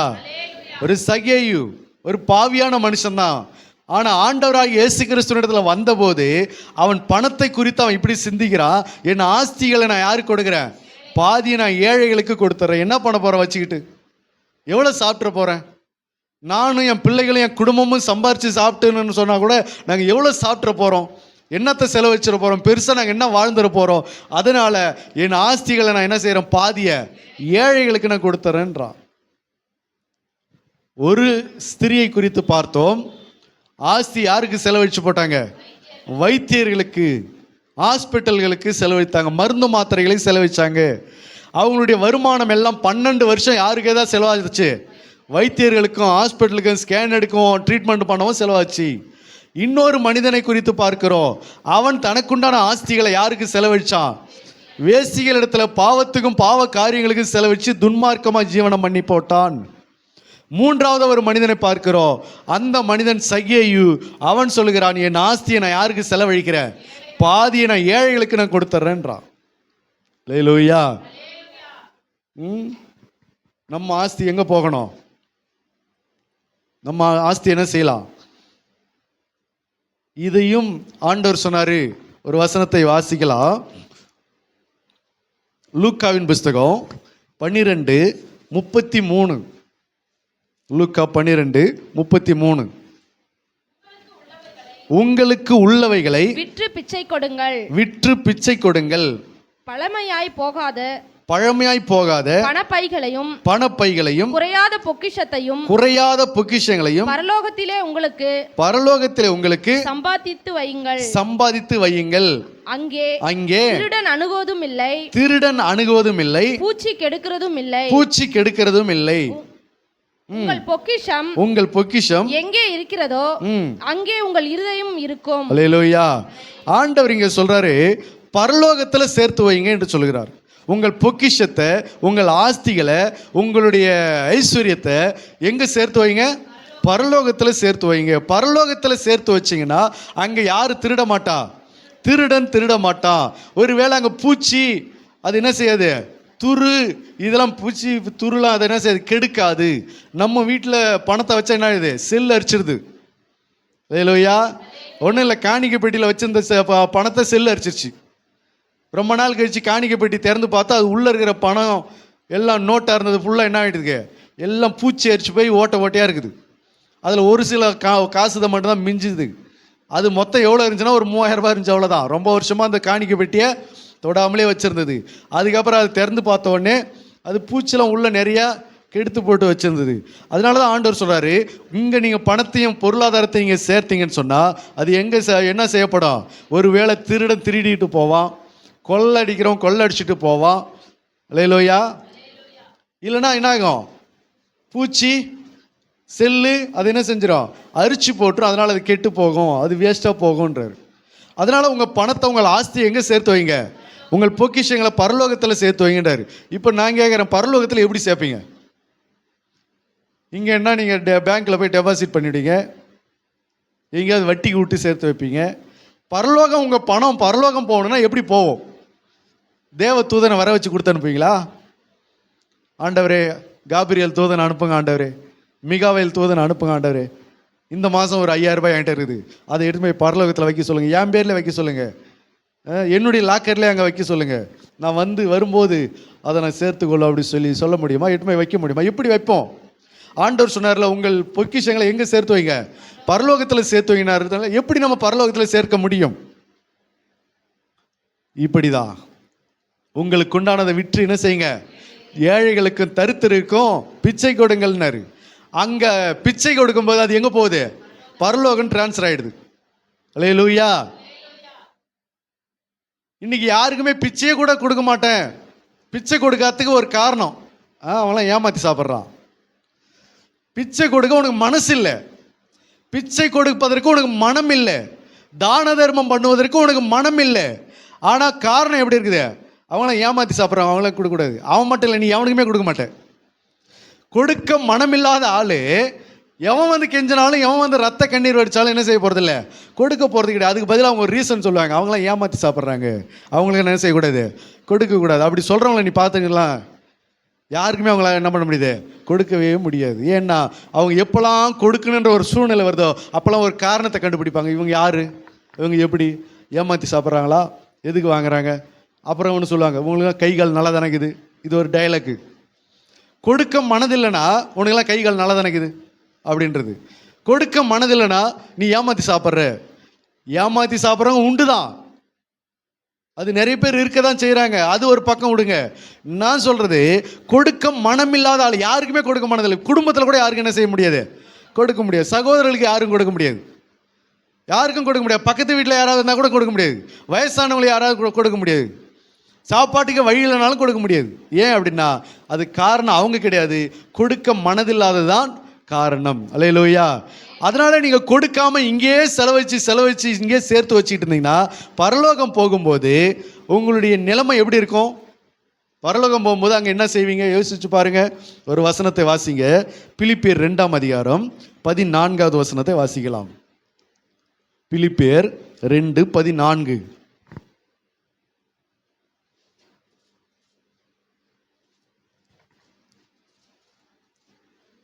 சீக்கிரம். பிலிப்பியர் 2ஆம் அதிகாரம் 14வது வசனம். இன்னுமா? நான் வீணாய் ஓடினதும் வீணாய் பிரயாசப்பட்டதும் இல்லை என்கிற மகிழ்ச்சி கிறிஸ்துவின் நாளில் எனக்கு உண்டாயிருப்பதற்கு ஜீவ வசனத்தை பிடித்து கொண்டு உலகத்திலே சுடர்களைப் போல பிரகாசிக்கிறேன் நீங்கள் என்று சொல்லப்படுகிறது. அப்போஸ்தலனாகிய பவுல் பிலிப்பியருக்கு எழுதும்போது அவர் சொல்றாரு, ஒருவேளை நீங்கள் ரட்சிக்கப்பட்டு நீங்கள் பரலோகம் போய் நிற்கிறீங்க அப்படின்னு சொல்லும்போது, கிறிஸ்துவின் நாளில் ஆண்டவருடைய சமூகத்தில் நீங்கள் நிற்கும்போது அப்போ உங்களுக்கு ஒரு சிந்தனை இப்படி வரக்கூடாது. என்னென்ன, இந்த பூமியில் நான் வேஸ்ட்டாகவே ஓடிட்டேன் பாருங்க, இந்த பூமியில் நான் விருதாவே ஓடிட்டேன், நிறைய வேஸ்ட்டாகவே நான் செலவு பண்ணியிருக்கிறேன், நான் வீணாவே நான் வாழ்ந்துட்டு இருக்கிறேன், நான் வீணாக உழைச்சிருக்கிறேன், நான் உழைச்சதெல்லாம் வீணாக போயிடுச்சு, நான் செலவழிச்சதெல்லாம் வீணாக போனது, நான் சம்பாதிச்சதெல்லாம் வீணாக போயிடுச்சு அப்படின்னு சொல்லி அந்த நாட்களில் நீங்கள் புலம்பக்கூடாது. கிறிஸ்துவின் நாட்களில் நீங்கள் என்ன செய்யக்கூடாது, புலம்பக்கூடாது. அப்படிப்பட்ட ஒரு புலம்பல் உங்களுக்குள்ளே உண்டாகக்கூடாது. உங்களுக்குள்ள ஒரு மகிழ்ச்சி உண்டாகணும். அல்லேலூயா. என்ன மகிழ்ச்சி? இந்த பூமியில் நான் வேஸ்ட்டாக ஓடலை, இந்த பூமியில் நான் வேஸ்ட்டாக செலவழிக்கலை, இந்த பூமியில் நான் வேஸ்ட்டாக உழைக்கலை, இந்த பூமியில் வேஸ்ட்டாக நான் சம்பாதிக்கலை, எல்லாத்தையும் நான் பிரயோஜனமாக செஞ்சுருக்கிறேன் அப்படின்னும் போது அதை பார்க்கும்போது உனக்கு என்ன உண்டாகும்? சந்தோஷம் உண்டாகும். அல்லேலூயா. உன் பொக்கிஷம் பரலோகத்தில் இருக்கிறத நீ பார்க்கும்போது உனக்கு என்ன உண்டாகும்? மகிழ்ச்சி உண்டாகும், சந்தோஷம் உண்டாகும். அல்லேலூயா. நிறைய பேர் வெளிநாட்டுக்கு போய் நிறைய சம்பாரிச்சு உள்ளூரில் கொடுத்து அனுப்பிக்கிட்டே இருப்பாங்க. உள்ளூரில் கொடுத்துக்கிட்டே இருப்பாங்க. அவங்க ஒரு நாள் ரிட்டர்ன் வரும்போது அவங்க சம்பாரிச்சது ஒன்றுமே அவங்க கையில் இல்லைன்னும் போது அவங்களுக்கு எப்படி இருக்கும்? இத்தனை வருஷம் உழைப்பை எல்லாரும் வீணாவே நான் சம்பாரிச்சு போட்டேனே, எல்லாரும் வீணாவே சாப்பிட்டு என்னை கைவிட்டுட்டாங்களே அப்படி சொல்லி அதை நினைக்கும் போது அவங்க அங்கே பட்ட கஷ்டம் என்னன்றது அவங்களுக்கு தான் தெரியும். ஒரு ரூபாய்க்கு எவ்வளோ கஷ்டப்பட்டாங்கன்றது அவங்களுக்கு தெரியும். ஆனால் அந்த பணத்தை மறுபடியும் அவங்க ரிட்டர்ன் ஊருக்கு வந்திருக்கும் போது அவங்க கைக்கு அது வருதா இல்லையான்னு பார்க்கும்போது, அதை அனுபவிக்கிறாங்களா இல்லையான்னு பார்க்கும்போது, அது அவங்களுக்கு ஒரு வேளை அதை அனுபவிக்கிற ஒரு சூழ்நிலை இல்லாமல் போயிருந்தால் அவங்களுடைய மனநிலை இப்போ எப்படி இருக்கும்? நான் வெளிநாட்டுக்கு போயிட்டு வீணாவே வீணாவே சம்பாரித்தேன், வீணாவே உழைச்சேன், வீணாவே நான் அனுப்பி விட்டேன், எல்லாருக்கும் வேஸ்ட்டாக போயிடுச்சு. அப்போ நான் இத்தனை வருஷம் வருமானம் என்னாச்சு, என்ன பண்ணிட்டேன், வேஸ்ட்டு பண்ணிட்டேன் புலம்புறாங்களா இல்லையா? இங்கேருந்து இராணுவத்துக்கு போகிறாங்க, இராணுவத்தில் போயிட்டு சம்பாரித்து இராணுவத்தில் மகா கஷ்டப்பட்டு இரவும் பகலும் கஷ்டப்பட்டு தூக்கம் இல்லாமல் ரெஸ்ட் இல்லாமல் சரியான வேலைக்கு சாப்பாடு இல்லாமல் அவங்க இராணுவத்தில் யுத்தத்தில் போராடி எப்படியோ மாதம் ஒரு சம்பளத்தை வாங்கி வீட்டுக்கு அனுப்புகிறாங்க. அது வீட்டில் அவங்க திரும்ப ரிட்டர்ன் வரும்போது அந்த வருமானம் அவங்களுக்கு வீட்டில் பிரயோஜனப்படலை, யாரோ சாப்பிட்டு போயிட்டாங்க, என்னவோ முடிஞ்சு போச்சு அப்படின்னு நினைக்கும் போது அவங்களுக்கு வேதனையாக இருக்குது இல்லையா? அந்த மாதிரி நீங்கள் பூமியில் சம்பாரித்து எல்லாத்தையும் செலவழிச்சிட்டு நீ ஒரு நாள் பரலோகம் போய் நிற்கும்போது அங்கே உனக்கென்று எதுவுமே இல்லை அப்படின்னு சொன்னால் உனக்கு அங்கே என்ன எப்படி இருக்கும் மனநிலை? இந்த பூமியில் நான் எத்தனையோ பேருக்கு வேஸ்ட்டாகவே சம்பாரித்து போட்டேன், பரலோகத்துக்குன்னு நான் என்ன பண்ண, எனக்குன்னு எதுவும் நான் சேர்த்து வைக்கலையே, கர்த்தருடைய வார்த்தையின்படி நான் எதுவுமே செய்யலையே அப்படின்ற ஒரு தவிப்பு அங்கே உனக்கு உண்டாகாதபடிக்கு ஆண்டவர் சொல்றாரு, உன்னுடைய பொக்கிஷங்களை எங்கே சேர்த்து வை, பரலோகத்தில் சேர்த்து வை. அப்போ பரலோகத்தில் சேர்த்து வைக்கிறதுனா எப்படி? உன் பேரில் அங்கே தனியாக அக்கௌண்ட் ஓப்பன் பண்ணி ஆதார் கார்டு ஜெராக்ஸ் போட்டு கொடுத்து கை ரேகை வச்சு உனக்கு அக்கௌண்ட் அங்கே ஓப்பன் பண்ண முடியாது. அது எப்படி பரலோகத்தில் சேர்த்து வைக்கப்படுகிறது என்று சொன்னால், இங்கே நீ யாருக்கு கர்த்தருடைய இயேசு கிறிஸ்துவின் நாமத்தினாலே இங்கே நீங்கள் எதை செய்கிறீர்களோ அது ஆண்டவர் சொல்கிறார், அது எனக்கே செய்யப்படுகிறது என்று சொல்கிறார். அல்லேலூயா. ஒரு முறை ஆண்டவர் இப்படி சொன்னார் இல்லை, பரலோக ராஜ்யத்தில் வரும்போது ஒரு பக்கம் வலது பக்கம் ஒரு கூட்டம் நிற்கும், இடது பக்கம் ஒரு கூட்டம் நிற்கும். வலது பக்கம் நிற்கிற கூட்டத்தை பார்த்து, என் பிதாவினால் ஆசீர்வதிக்கப்பட்டவர்களே நீங்கள் எல்லாரும் உள்ளே வாருங்கள் அப்படின்னு சொல்லப்படுகிறது. எப்படி, ஏன் அப்படின்னா, நான் வஸ்திரம் இல்லாமல் இருந்தேன், எனக்கு நீங்கள் வஸ்திரம் கொடுத்தீங்க. நான் தாகமாக இருந்தேன், எனக்கு தண்ணீர் கொடுத்தீங்க. நான் பசியாக இருந்தேன், எனக்கு போஜனம் கொடுத்தீங்க. நான் வியாதிப்பட்டு இருந்தேன், என்னை பார்த்தீங்க. நான் காவலில் வைக்கப்பட்டிருந்தேன், என்னை விசாரித்தீங்க. அதனால் நீங்கள்லாம் போங்கன்றார். அப்போ அவங்க சொல்கிறாங்க, நாங்கள் எப்போ ஆண்டவரே இதெல்லாம் உங்களுக்கு செஞ்சோம் அப்படின்னு. அப்போ அவர் சொல்கிறாரு, இந்த பூமியில் இந்த சிறுவர்களுக்கு எதை செய்தீர்களோ அதை எனக்கே செய்தீர்கள் என்று சொன்னார்ல. அப்போ இவங்க யாருக்கு இங்கே எதை செஞ்சாங்களோ, இயேசுவின் நாமத்தில் எதெல்லாம் செய்தார்களோ அங்கே அது என்ன செய்யப்படுது, பரலோகத்தில் சேர்த்து வைக்கப்பட்டிருக்கிறது. இப்போ அதை போய் அவங்க என்ன செய்கிறாங்க, அதை பெற்றுக்கொள்ளுகிறார்கள். அல்லேலூயா. அப்படி இன்னொரு கூட்டம் இடது பக்கம் நிற்கிற கூட்டத்தை பார்த்து சொல்கிறாரு, சபிக்கப்பட்டவர்களே அப்படின்றாரு, உங்களுக்காக நியமிக்கப்பட்ட அக்கினி நரகத்தில் போங்க அப்படின்றாரு. ஏன்? அதுக்கு ரீசன் சொல்கிறாரு, நான் தாகமாக இருந்தேன், எனக்கு என்ன பண்ணலை, தண்ணீர் கொடுக்கல. நான் வஸ்திரம் இல்லாத இருந்தால் வஸ்திரம் கொடுக்கல. நான் பசியாக இருந்தேன், எனக்கு போஜனம் கொடுக்கல. காவலில் இருந்தால் விசாரிக்க வரல. வியாதியில் இருந்தால் என்னை பார்க்கல. அப்போ அவங்க கேட்குறாங்க, நாங்கள் எப்போ ஆண்டவர் இதெல்லாம் உங்களுக்கு செய்யாமல் போயிட்டோம், நீங்கள் வந்திருந்தால் நாங்கள் அப்படியே விட்டுருவோம், நீங்கள் மட்டும் எங்கள் வீட்டுக்கு வந்திருந்தேன்னா என்ன மாதிரி உங்களை கவனிச்சிருப்போம். நீங்கள் வருவீங்கன்னு ரொம்ப நாளாக எதிர்பார்த்த ஆண்டவரே, நீங்கள் ஒரு நாள் கூட என்ன பண்ணலை, வரல. அப்புறம் எப்படி நாங்கள் உங்களுக்கு செய்ய முடியும்? அதனால தான் பவுல் சொல்கிறாரு, அந்நியரை உபசரிக்க மறவாதிருங்கள். ஏன்னா இதனால அநேக நேரங்களில் சிலர் தேவ தூதர்களை என்ன செஞ்சுருக்கிறாங்க, உபசரிச்சிருக்கிறாங்கன்றாரு. அல்லேலூயா. அப்போ இந்த பூமியில் நீங்கள் இயேசு கிறிஸ்துவின் நாமத்தின் நிமித்தம், அவருடைய நாமத்தின் நிமித்தம் ஒரு நீதிமானை ஏற்றுக்கொண்டு செய்கிறார் என்று சொன்னால், ஒரு சிறு பிள்ளையை ஏற்றுக்கொண்டு செய்கிறார் என்று சொன்னால், அவருடைய சீஷனை ஏற்றுக்கொண்டு செய்கிறார் என்று சொன்னால், அதனுடைய பலன் எங்கே போகிறது, பரலோகம் போகிறது. ஏழைக்கு இறங்குகிறவன் கர்த்தருக்கு கடன் கொடுக்கிறான். அல்லேலூயா. அப்போ நீங்கள் ஏழைக்கு செய்கிறது எங்கே போகுது, பரலோகம் போகிறது. தரித்திற்கு கொடுப்பது எங்கே போகுது, பரலோகம் போகுது. பிச்சைக்காரர்களுக்கு கொடுப்பது எங்கே போகுது, பரலோகம் போகுது. அதில் இன்னொன்று இருக்குது, போகாது. பெருமைக்காக நீ செஞ்சனா அது எங்கே போகுது, பரலோகம் போவாது. அல்லேலூயா. ஆட்டக்காரிக்கு பாதி ஆஸ்தி எழுதி கொடுக்கறதுக்கு ஆயத்தமாக இருக்கிறாங்க. ஆனால் பிச்சைக்காரர்களுக்கு பிச்சை கொடுப்பதற்கு உனக்கு என்ன, உடம்பு நல்லா தானே இருக்குது, கைகள் நல்லா தானே இருக்குது. அல்லேலூயா. அப்போ நீ இங்கே சேர்க்கிறது, பிச்சைக்காரர்களுக்கு கொடுப்பது, ஏழைகளுக்கு கொடுப்பது எங்கே போகுது, பரலோகத்தில் சேர்த்து வைக்கப்படுகிறது. அப்போ உன்னுடைய ஆஸ்தி பரலோகத்தில் சேர்க்கப்பட வேண்டும் என்று சொன்னால், நீ உன்னுடைய ஆஸ்தியை சகையை சொல்கிறா, என் ஆஸ்தியை நான் பாதி என்ன செய்கிறேன், ஏழைகளுக்கு கொடுக்கிறேன் என்று சொல்கிறார். இதைத்தான் ஆண்டவர் இன்னொரு மனிதனை பார்த்து சொன்னார். வாசிக்கலாம், மார்க்கு 10:22. மார்க் 10:22. ஒரு மனிதனை பார்த்து ஆண்டவர் சொல்கிறார், ஆஸ்தியுள்ளவனாய் இருந்தபடியால் மேல் வசனத்தை வாசிங்கம்மா. இயேசு அவனை பார்த்து இயேசு அவனை பார்த்து அவனிடத்தில் அன்பு கூர்ந்து அவனிடத்தில் அன்பு கூர்ந்து, உன்னிடத்தில் ஒரு குறை உண்டு, உன்னிடத்தில் ஒரு குறை உண்டு, நீ போய் உனக்கு உண்டானவைகள் எல்லாம் விற்று நீ போய் உனக்கு உண்டானவைகள் எல்லாம் விற்று தரித்திரருக்கு கொடு, தரித்திரருக்கு கொடு, அப்பொழுது பரலோகத்தில் உனக்கு பொக்கிஷம் உண்டாயிருக்கும். அப்பொழுது பரலோகத்தில் உனக்கு என்ன உண்டாகும்? பொக்கிஷம் உண்டாயிருக்கும். பொக்கிஷம் உண்டாகும். இதைத்தான் அவங்ககிட்ட சொன்னாரு. உனக்கு உண்டானதை எல்லாம் விற்று என்ன பண்ணு? தரித்திரருக்கு டெபாசிட் பண்ணு. உனக்கு அங்க என்ன ஆயிடும்? டெபாசிட் ஆயிடும். உனக்கு அங்க சேர்த்து வைக்கப்படும் அப்படின்னாரு.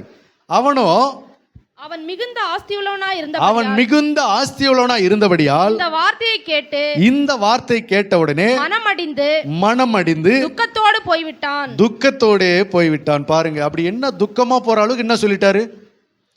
மனம் அடிவாகிற அளவுக்கு என்ன சொல்லிட்டாரு? மனம் அடிந்து துக்கத்தோடே போய்விட்டான்னு இருக்கு. அப்படி ஏதாவது மூஞ்சில அவனை துக்கப்படுற மாதிரி சொன்னாரா?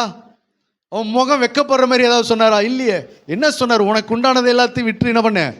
அதுவும் இவன் கேட்டதுனால தானே சொன்னாரு. அவரா வந்து உன் ஆஸ்தியெல்லாம் விற்று தரித்திரருக்கு கொடுத்துட்டு என் பின்னாடி வாங்கலாம் சொல்லலை. இவனாதான் வந்தா கேட்டான், ஆண்டவரே நித்திய ஜீவனை சுதந்திரித்துக் கொள்வதற்கு நான் என்ன செய்யணும்னு கேட்டான். இன்னும் என்னிடத்துல குறைவு என்னன்னு கேட்டான். எந்த கற்பனைகளை நான் கை கொள்ளணும்னு கேட்டான். அதையெல்லாம் சிறு வயது முதற்கொண்டு நான் கை கொண்டு இருக்கிறேன், இன்னும் என்கிட்ட என்ன குறைவுன்னு கேட்டான். இதெல்லாம் கேட்டதுக்கு அப்புறம் ஆண்டவர் சொல்றாரு, அவனிடத்துல அன்பு கூர்ந்து உனக்கு உண்டானவைகளை எல்லாம் விட்டு என்ன பண்ண? தரித்திரருக்கு கொடுத்துட்டு வா, அப்புறமா என்னை பின்பற்றி வா, அப்பொழுது அது பரலோகத்தில் என்ன செய்யப்படும்? சேர்த்து வைக்கப்படும். இதை தான் சொன்னார். உடனே அந்த வார்த்தை கேட்ட உடனே துக்கப்பட்டு மனம் அடிந்து போய்விட்டான். காரணம், அவன் மிகுந்த ஆஸ்தி உள்ளவனாக இருந்தபடினாலே. அப்போ உன் ஆஸ்தியை தரித்திரருக்கு கொடுன்னு சொன்ன உடனே அவனுக்கு என்ன இல்லை? அதை கொடுப்பதற்கு மனம் இல்லை. அல்லேலூயா, மனம் இல்லை. ஆனால் அதுக்கு அவன் முன்னாடி ஒரு வார்த்தை சொல்லியிருப்பான், சிறு வயது முதற்கொண்டு நான் கற்பனைகளை எல்லாம் என்ன பண்ணுறேன்? கை கொண்டிருக்கேன். எவைகளை? தாயின் தகப்பனை கனம் பண்ணுவாயாக, கொலை செய்யாதிருப்பாயாக, களவு செய்யாதிருப்பாயாக, என்னை என்று வேறு தேவர்களை வணங்காதிருப்பாயாக, உண்டாகாது. இதெல்லாம் அந்த 10 கட்டளைகள்லாம் கை கொண்டு வரேன்றான். இன்னொரு கற்பனை சொல்றார் ஆண்டவர், உனக்கு உண்டானதெல்லாம் விட்டு தரித்திரருக்கு கொடுன உடனே அது மட்டும் என்னால் முடியாத ஆண்டவர்ன்ட்டான். இப்போ நிறைய பேர் இந்த கேட்டகரியில் தான் இருக்கிறாங்க. ஜெபம் பண்ண சொன்னால் ஜெபம் பண்ணுவாங்க, சர்ச்சுக்கு வர சொன்னால் சர்ச்சுக்கு வருவாங்க, பாட சொன்னால் நல்லா பாடுவாங்க, ஆராதிக்க சொன்னால் நல்லா ஆராதிப்பாங்க, வசனம் வாசிக்க சொன்னால் நல்லா வாசிப்பாங்க. உனக்கு உண்டானதை கொடுன்னா கொடுக்க மாட்டாங்க. உனக்கு உண்டானதை தரித்திரருக்கு கொடுக்குற அந்த மனம் இல்லை. உனக்கு உண்டானதை பிச்சைக்காரர்களுக்கு கொடுக்குற மனம் இல்லை. உனக்கு உண்டானதை ஏழைகளுக்கு கொடுக்குற மனம் இல்லை. உனக்கு உண்டானதை ஏதாவது ஒரு உதவி செய்வதற்கு யாருக்கும் கொடுப்பதற்கு மனம் இல்லை. ஆனால் ஜெபம் பயங்கரமாக இருக்கும், விசுவாசம் பயங்கரமாக இருக்கும், மலைகளை பெயர்க்கத்தக்க விசுவாசமாக இருக்கும். அல்லேலூயா. பாடல்லாம் சூப்பராக பாடுவாங்க, எல்லாம் பண்ணுவாங்க, ஊழியம் கூட நல்லா செய்வாங்க. ஆனால் என்ன? மனம் கிடையாது, கொடுக்கிற மனம் இல்லை. அல்லேலூயா. அந்த இல்லாத மனத்தை தான் கர்த்தர் இருக்கிற சொல்ல சொன்னார். உனக்கு உண்டானது எல்லாத்தையும் என்ன பண்ண? தரித்திரருக்கு கொடு. நீ நல்லா தாய் தகப்பனை கனம் பண்ணுற நல்லது தான். அப்புறம் என்ன செய்கிற? கொலை செய்யலை, நல்லது தான். களவு செய்யலை, நல்லது தான். கற்பனைகளை எல்லாம் கை கொண்டு தான் வர, நல்லதா. ஆனால் உனக்கு ஆஸ்தி மேலே மட்டும், ஐஸ்வர்யத்தின் மேலே மட்டும் உனக்கு என்ன இருக்குது? நிறைய ஈடுபாடு இருக்குது. அதை மட்டும் கொஞ்சம் என்ன பண்ண? யாருக்காவது விட்டு கொடு அப்படின்னாரு. அல்லேலூயா. நம்முடைய ஆண்டவராக இயேசு கிறிஸ்து ஆஸ்தி உள்ள எல்லாரையும் ஆஸ்தி இழக்க சொல்லலை, ஆஸ்தியை விட்டு தரித்திரருக்கு கொடுக்க சொல்லலை. ஆஸ்தி யாருக்கு ஆஸ்தி மேலே அதிக ஈடுபாடு இருக்குதோ அவர்கள் தான் ஆஸ்தி என்ன செய்ய வேண்டியதாக இருக்குது? இழக்க சொன்னார் ஆண்டவர். அல்லேலூயா. சகேயு ஒரு ஆஸ்திகாரன். அவனை பார்த்து சொன்னாரா உனக்கு உண்டாதனில தான் விட்டு தரித்திரருக்கு கொடுனாரா? இல்லை, அவனே தான் சொன்னான், ஆஸ்தி பூரா என்ன பண்ணிடுறேன்? ஏழைகளுக்கு கொடுக்குறேன்னு. அப்போ ஆஸ்திகாரனாகிய இந்த மனிதனிடத்துல உனக்கு உண்டானதை தரித்திரருக்கு கொடுன்னு சொல்லும் போது, தரித்திரருக்கு கொடுக்கவோ பிச்சைக்காரர்களுக்கு கொடுக்கவோ அவனுக்கு என்ன இல்லை? மனம் இல்லை. அல்லேலூயா. முதலாவது யாரை பார்த்தோம்? வைத்தியர்களுக்கு, தன் ஆஸ்திகளை வைத்தியர்களுக்கு செலவழிக்கிற ஒரு ஸ்திரியை பார்த்தோம். அவங்களுடைய வருமானத்தை ஃபுல்லாக எங்கே செலவழிச்சாங்க? டாக்டருக்கும் ஹாஸ்பிட்டலுக்கு செலவழிச்சாங்க. ரெண்டாவது ஒரு மனுஷனை பார்த்தோம், அவனுடைய வருமானத்தை எல்லாம் யாருக்கு செலவழிச்சான்? வேசிகளிடத்திலும் துன்மார்க்கத்திற்கும் பாவத்திற்கும் செலவழிச்சான். மூன்றாவது ஒரு மனுஷனை பார்க்கிறோம், சகேயு. அவன் தன் ஆஸ்தி யாருக்கு செலவழிக்கிறான்? ஏழைகளுக்கு செலவழிக்கிறேன்றான். நான்காவது ஒரு மனிதனை பார்த்தோம், யாருக்குமே செலவழிக்க மனதில்லாதவன். அவன் தான் அந்த ஆஸ்திக்காரன். அவனைத்தான் சொன்னார், விற்று தரித்திருக்க கூடினாரு. அதெல்லாம் முடியாது அப்படின்னு சொன்னான். அல்லேலூயா. யாருக்குமே செலவழிக்க மனதில்லாதவன். ஹாஸ்பிட்டலுக்கு கூட கொண்டு போக மாட்டான்னு நினைக்கிறேன், இல்லையா? யாருக்குமே செலவழிக்கல. ஒரு பக்கம் பரிசுத்தமாக வாழறான், இன்னொரு பக்கம் பணத்தை செலவழிக்கும் மனதில்லாதவனா இருக்கிறான். இதுதான் ஆண்டவர் அங்கே வெறுக்கிறாரு. நீ பரிசுத்தமான பிள்ளை தான், நீ கர்த்தருடைய பிள்ளை தான், நீ ஜெபிக்கிற பிள்ளை தான். ஆனால் ஒரு பக்கம் ஆஸ்தியை செலவழிக்கிற மனது உனக்கு உண்டாகணும். யாருக்கு செலவழிக்கிற மனம்? ஏழைகளுக்கு செலவழிக்கிற மனம். அல்லேலூயா. அடுத்தது ஐந்தாவது ஒரு மனிதனை பார்க்கலாம். ஐந்தாவது ஒரு சில நபர்களை பார்க்கலாம். தங்கள் ஆஸ்திகளை யாருக்கு செலவழித்தார்கள்? லூக்காவின் புஸ்தகம் 8ஆம் அதிகாரம் 3வது வசனம். லூக்கா 8:3. ஏரோதின் காரியக்காரனான சூசாவின் மனைவியாகிய யாருமா? கூசாவின் மனைவியாகிய யோவன்னாலும் சூசன்னாலும் தங்கள் ஆஸ்திகளால் அவனுக்கு ஊழியம் செய்து கொண்டு வந்த இயேசுவுக்கு ஊழியம் செய்து கொண்டு வந்தார்கள். அல்லேலூயா. ஐந்தாவதா யோவன்னாலும் சூசன்னாலும் அவர்களிடத்துல இருந்த அந்த ஆஸ்தியை கொண்டு யாருக்கு செலவழிச்சாங்கன்னா இயேசுவுக்கு ஊழியம் செய்தார்கள். அல்லேலூயா. ஒருத்தவங்க தன் ஆஸ்திய வைத்தியர்களுக்கு செலவழிச்சாங்க, இன்னொருத்தவன் தன் ஆஸ்திய வேசிக்கு செலவழிச்சான், பாவத்துக்கு செலவழிச்சான். மூன்றாவது ஒருத்தன் ஆஸ்திய ஏழைகளுக்கு செலவழிச்சான். நான்காவது ஒருத்தன் ஆஸ்திய யாருக்கும் செலவழிக்க மனதில்லாதவனா வச்சிருந்தான். ஐந்தாவதை குறித்து பார்க்கிறோம், யோவன்னாலும் சூசன்னாலும் ஏரோதின் காரியக்காரனான கூசாவின் மனைவியாகிய யோவன்னாலும் சூசன்னாலும். அதாவது பாருங்க, ஏரோது ஆஸ்திய நடனக்காரிக்கு செலவழிக்கிறான். நல்லா கவனிக்கணும். ஏரோது தன் ஆஸ்தியை யாருக்கு செலவழிக்கிறான்? ஆட்டக்காரிக்கு செலவழிக்கிறான். ஆனா ஏரோதுக்கு கீழே இருக்கிற காரியக்காரனான கூசாவின் மனைவியாகி அவர்கள் கர்த்தருக்கு ஆஸ்தி என்ன செய்யறாங்க? ஊழியத்துக்கு செலவழிக்கிறார்கள். அல்லேலூயா. ஆகாபு தன்னுடைய ஆஸ்தியை பாகால்களுக்கு செலவழித்தான். ஆகாபின் இடத்தில் இருக்கிற ஒபதியா என்பவன் கர்த்தருடைய தீர்க்கதரிசிகளுக்கு செலவழித்தான். ஆகாபு ராஜா, ஒபதியா விசாரணைக்காரன், பிரதானி. அவன் வீட்டில் ஒரு வேலைக்காரன், ஒரு பிரதானி. அப்ப ராஜாவா இருக்கிறவன் தன் ஆஸ்தியை பாகால்களுக்கும் விக்கிரகத்துக்கு செலவழிச்சான். அவன் வீட்டில் வேலை செய்யற ஒபதியா என்பவன் கர்த்தருடைய தீர்க்கதரிசிகளுக்கு என்ன செய்யறான்? பஞ்ச காலத்துல, நெருக்கத்தின் காலத்துல அவங்களுக்கு சாப்பாடு கொடுக்கிறான். அவன் ஆஸ்தி அதற்கு செலவழிக்கிறான். அதுபோல இங்க ஏரோது தன் ஆஸ்திகளை ஆட்டக்காரிக்கு பாவக்காரியத்தையும் செலவழிச்சான். ஆனா ஏரோதுக்கு கீழே இருக்கிற கூசாவின் காரியக்காரனான கூசாவின் மனைவியாகிய யோவன்னாலும் சூசன்னாலும் தங்கள் ஆஸ்திகளை கொண்டு கர்த்தருக்கு என்ன செஞ்சாங்க? ஊழியம் செய்தார்கள். அல்லேலூயா. இப்ப நம்ம ஆஸ்தி என்ன செய்யப்பட போகிறது?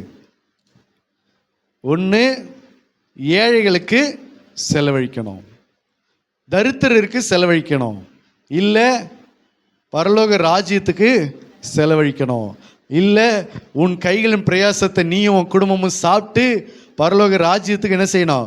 செலவழிக்கிறவர்களா இருக்க வேண்டும். அல்லேலூயா. இந்த நான்காவதை பார்த்த மாதிரி நான் சம்பாரிச்சது எனக்கு தான் அப்படி சொல்லி சாப்பிட்டுக்கிட்டு இருக்கவும் கூடாது. அல்லேலூயா. எத்தனை பேருக்கு புரியுது? நான் சம்பாரிச்சது நான் யாருக்கு கொடுக்கணும்? அப்படி இல்லை. ஆண்டவர் சொல்ற, உன் ஆஸ்தி எங்கே சேர்த்து வைய? பரலோகத்துக்கு எப்படி போவோம்? ஒன்று ஊழியத்துக்கு செலவழிச்சா பரலோகம் போவோம், ஒன்று ஏழைகளுக்கு செலவழிச்சா பரலோகம் போவோம், இன்னொன்று தரித்திரருக்கு செலவழிச்சா பரலோகம் போகும், தேவனுடைய ராஜ்யத்துக்கு செலவழிச்சா பரலோகம் போவோம். சிறுமைப்பட்டவர்கள் மேலே சிந்தை வைத்து அவர்களுடைய உபத்திரவத்தில் நீ அவர்களுக்கு உதவி செய்தால் பரலோகம் போகும். அல்லேலூயா. ஏழைக்கு இறங்கினால் பரலோகம் போகும், தரித்திரர் பேரில் இறங்கினால் பரலோகம் போகும், ஊழியத்தின் பேரில் பணிவிடை செய்து ஊழியத்திற்காக செலவழித்து போட்டால் பரலோகம் போகும். வேற எந்த காரணத்தை கொண்டு என்ன செய்யாது? உனக்கு நீயே சாப்பிட்டுக்கிட்டு இருந்தாலும் அது எங்கே போகாது? பரலோகம் போகாது. பாவத்துக்கு செலவழிச்சாலும் அந்த சொத்து எங்கே போகாது? இது வரைக்கும் எவ்வளோ போயிருக்குது பரலோகத்துக்கு? யோசிச்சு பாருங்க. நீங்கள் சம்பாரிச்சது தான், நீங்கள் சேர்த்து வச்சது தான், நீங்களும் உங்க குடும்பமும் சம்பாரிச்சது தான், நீங்க கஷ்டப்பட்டது தான், நீங்க உழைச்சது தான். அல்லேலூயா. நீங்க உழைச்சதா கர்த்தர் கொடுத்ததா? அது மட்டும் நல்லா சொல்றோம், கர்த்தர் கொடுத்தது. இப்போ கர்த்தர் கொடுத்தது எங்க போயிருக்கு? பரலோகம் எவ்வளவு போயிருக்கு? எவ்வளவு சேர்த்திருக்கிறோம்? பரலோகத்துக்கு எவ்வளவு சேர்த்திருக்கிறோம்? எத்தனை ஏழைகளுக்கு உதவி செய்திருக்கிறோம்? எத்தனை சிறுமைப்பட்டவர்கள் மேல சிந்தை வச்சிருக்கிறோம்? சிறுமைப்பட்டவர் மேல் சிந்தையுள்ளவன் பாக்கியவான், கர்த்தர் தீங்கு நாளில் கர்த்தர் அவனை விடுவிப்பார்னு இருக்கு. அப்ப சிறுமைப்பட்டவன் மேல சிந்தை இருக்கிறதா? அது பரலோகம் போகும். என் நாமத்தின் நிமித்தம் உங்களை யார் ஏற்றுக்கொண்டு ஒரு கலசம் தண்ணீர் கொடுக்கிறார்களோ அதனுடைய பலனை அவர்கள் அடையாமல் போவதில்லை என்று சொன்னாரு. அவருடைய நாமத்தின் நிமித்தம் எந்த தீர்க்கதரிசிகளுக்கு என்ன செய்திருக்கிறோம், எந்த சீஷனுக்கு என்ன செய்திருக்கிறோம், எந்த ஊழியக்காரனுக்கு என்ன செய்திருக்கிறோம், எந்த சிறுவர்களுக்கு என்ன செய்திருக்கிறோம்? அவருடைய நாமத்தின் நிமித்தம். ஒன்று அவருடைய நாமத்தின் நிமித்தம், அவருடைய நாமத்துக்காக, அவருடைய சபைக்காக, அவருடைய ஊழியத்துக்காக, அவருடைய ராஜ்யத்துக்காக. அல்லேலூயா. அவருடைய நாமத்தின் நிமித்தம் ஏழைக்கு இறங்குகிறது. ஏழைக்கு இறங்குகிறவர்கள் நிறைய பேர் உண்டு இந்த உலகத்தில். ஆனால் வேதம் காண்பிக்கிற வழி அது இல்லை. அவருடைய நாமத்தின் நிமித்தம் ஏழைக்கு நீ உதவி செய்யணும். அல்லேலூயா. அவருடைய நாமத்தின் நிமித்தம் சிறுமைப்பட்டவர்களுக்கு உதவி செய்யணும். அவருடைய நாமத்தின் நிமித்தம் சிறுமைப்பட்டவர்கள் மேல நீ சிந்தை வைக்கணும். அவருடைய நாமத்தின் நிமித்தம் சீஷனை ஏற்றுக்கொள்ளணும். அவருடைய நாமத்தின் நிமித்தம் சபைக்கோ ஊழியத்துக்கோ ராஜ்யத்துக்கோ செய்யணும். அவருடைய நாமத்தின் நிமித்தம் செய்தால் அதுதான் எங்க போகும்? பரலோகம் போகும். அப்போ எவ்வளோ போயிருக்கு இது வரைக்கும்?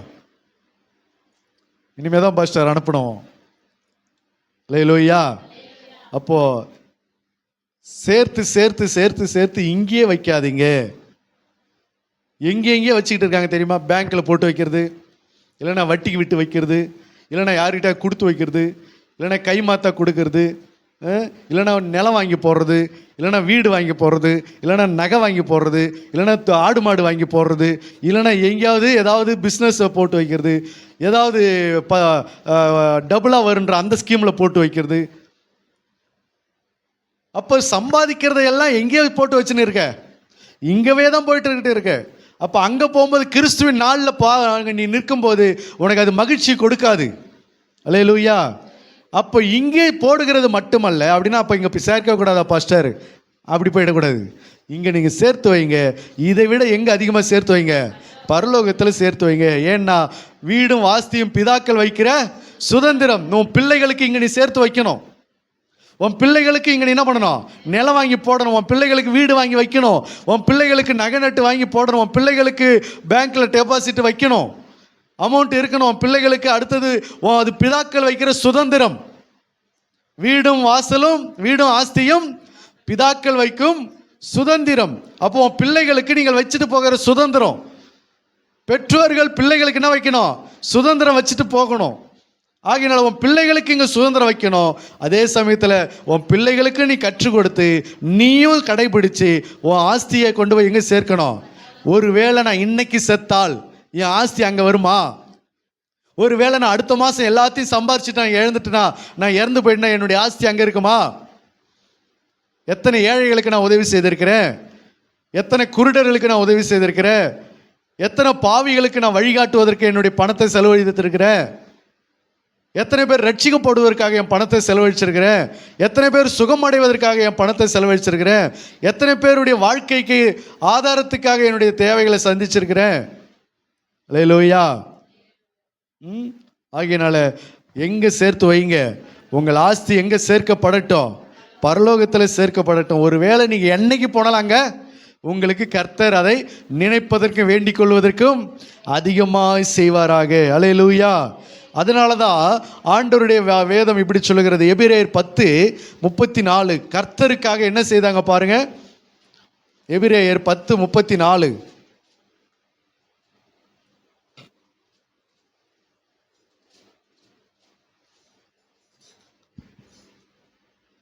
நான் கட்டப்பட்டிருக்கையில் நீங்கள் என்னை குறித்து பரிதபித்து அன்றி பரலோகத்தில் அதிக மேன்மையும் நினைவுள்ளதுமான சுதந்திரம் உங்களுக்கு உண்டென்று அறிந்து உங்கள் ஆஸ்திகளையும் சந்தோஷமாய் கொள்ளையிட கொடுத்தீர்கள். அல்லேலூயா.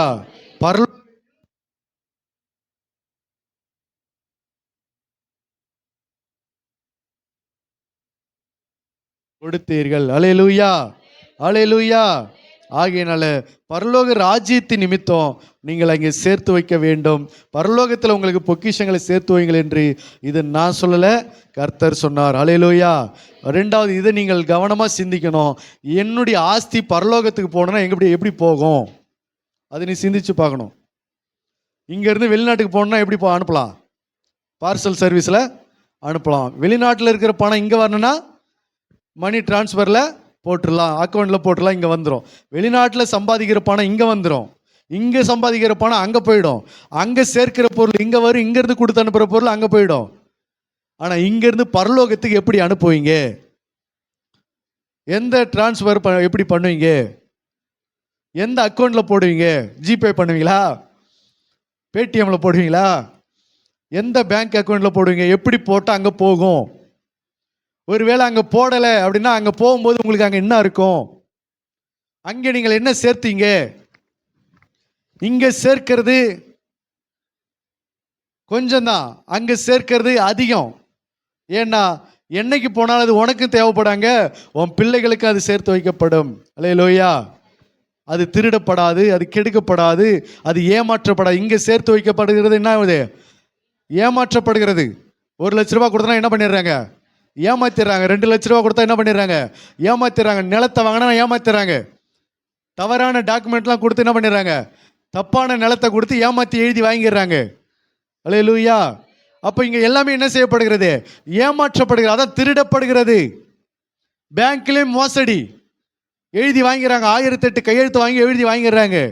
ஏதோ ஒரு ஸ்கீமில் போனால் அவனை என் பணத்தை சுற்றின்னு கிளம்பிடுறான். எப்படி பார்த்தாலும் ஏதாவது ஒன்று நடந்துருது. அப்போ இங்கே எல்லாமே நம்ம உழைக்கிற உழைப்புகள் நிறைய இடத்துல நம்ம நியூஸ் சேனலில் பார்க்குறோம். பணத்தை எங்கெங்கே போட்டு ஏமாறுறாங்களா இல்லையா?